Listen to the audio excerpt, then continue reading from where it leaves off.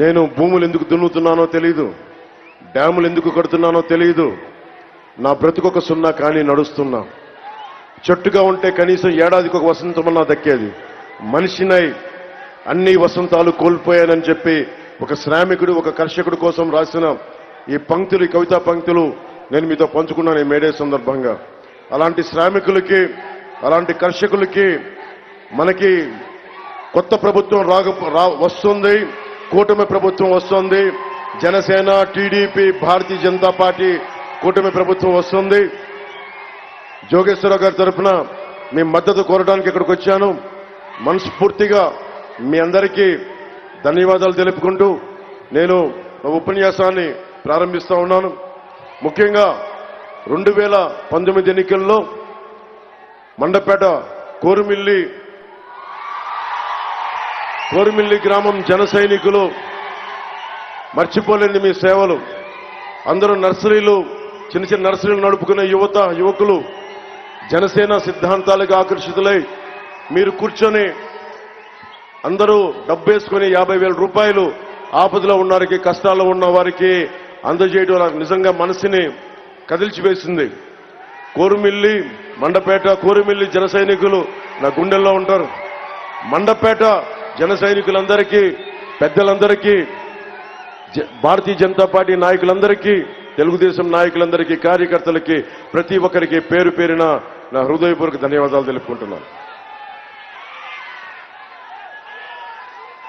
ఇద్దరు వ్యక్తులు కలయిక రాష్ట్రానికి ఎంత బలం చేకూర్చిందో మీకు తెలుసు.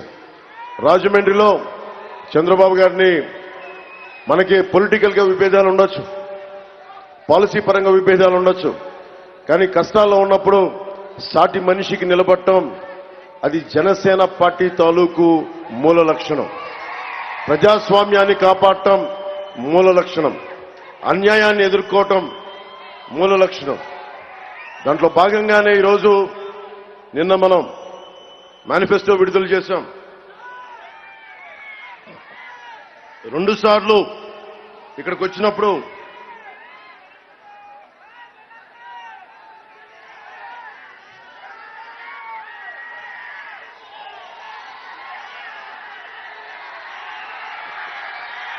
మీకోసమే మా తపన.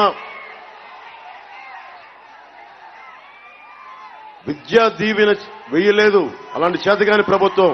దానికి బాయ్ బాయ్ వైసీపీ చెప్పారు. ఇంకెంత 11 రోజులు 12 రోజులు అంతే. అక్కడ చిరంజీవి గారి ఫోటో పెట్టారు. అక్కడ చిరంజీవి గారి అభిమానులు కూడా చెప్తున్నా, మన నాయకుడికి, మన అభిమానమైన గుండెల్లో పెట్టుకున్న వ్యక్తికి అమర్యాద చేసిన వ్యక్తి వైఎస్ జగన్. ఆ వ్యక్తిని ఇంటికి పంపించే సమయం అయింది. ముఖ్యంగా యువతకి రాగానే డిఎస్సి నోటిఫికేషన్ ఖచ్చితంగా చేయబోతున్నాం. మెగా డిఎస్సి నోటిఫికేషన్ రాగానే, మనకి ప్రభుత్వం రాగానే మొదటి సంతకం దాని మీదే ఉంటుంది. నేను మీకు ఆ మాట ఇస్తున్నాను.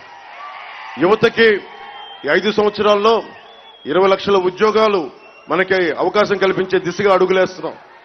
దాదాపు నిరుద్యోగంతో బాధపడుతున్న యువతకి, ఉపాధి లేని యువతకి 3,000 రూపాయలు నిరుద్యోగ భృతి, ప్రతి స్కూల్కి వెళ్లే ప్రతి విద్యార్థికి 15,000 రూపాయలు. ముఖ్యంగా కష్టంలో కన్నీటితో ఉన్న రైతుకి 20,000 ఆర్థిక సాయం, కౌలు రైతులకి గుర్తింపు కార్డులు ఇచ్చే బాధ్యత కూటమి ప్రభుత్వం తీసుకుంటుంది.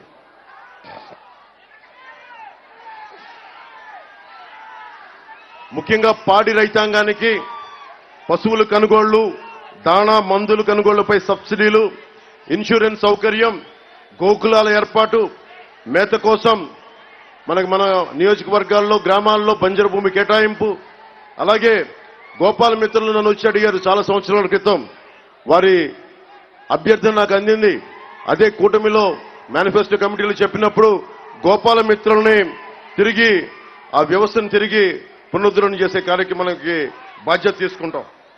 ముఖ్యంగా ఆర్యవైశ్య సంక్షేమానికి కన్నికా పరమేశ్వరి, అక్కడ దేవుడి సాక్షిగా చెప్తా ఉన్నాను, కన్నికా పరమేశ్వరి అమ్మవారి ఆత్మార్పణ దినోత్సవాన్ని అధికారిక కార్యక్రమంగా చేపడతాం.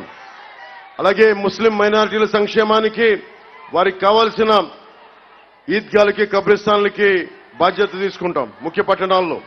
అలాగే క్రిస్టియన్ల సంక్షేమానికి క్రిస్టియన్ మిషనరీస్ ప్రాపర్టీస్ డెవలప్మెంట్ బోర్డుని ఏర్పాటు చేసి తద్వారా వారికి ఏమేమి సహాయాలు కావాలో అవన్నీ చేస్తాం.